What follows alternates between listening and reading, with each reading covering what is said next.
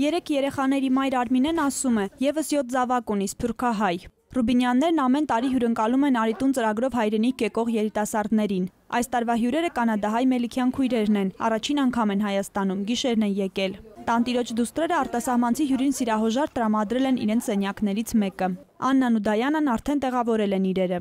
Զուբնեի պաստա, շոտկա արդեն դրած է,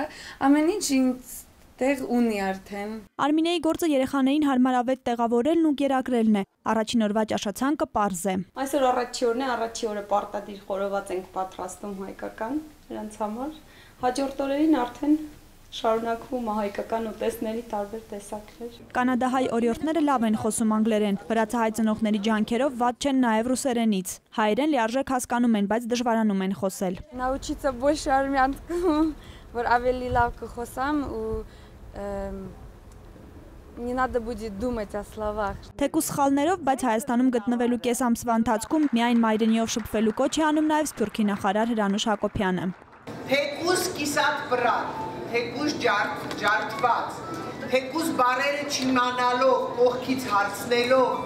խոսում ենք միայն հայերեն։ Ավանդույթի համաձայն մասնակիցներից մեկին նախարարն անձամբ է հագցնում խորհրդանշական շապիկը։ Տիկին Հակոբյանը շնորհակալ է ինչպես հյուրընկալ ընտանիքներին, այնպես էլ այն ծնողներին, ովքեր վստահել եւ հայրենիք են ուղարկել իրենց զավակներին։ Արդեն 3 տարի իրականացվող ծրագրի շնորհիվ հայրենիք է այցելել շուրջ 1800 սփյուռքահայ երիտասարդ։ Այս տարի Արիտունը մեկնարկել է հունիսի 10-ին եւ կշարունակվի ամբողջ ամառ։ Օֆելիա Կամավոսյան, Նորայր Շայբաթյան, ժամը լրատվական։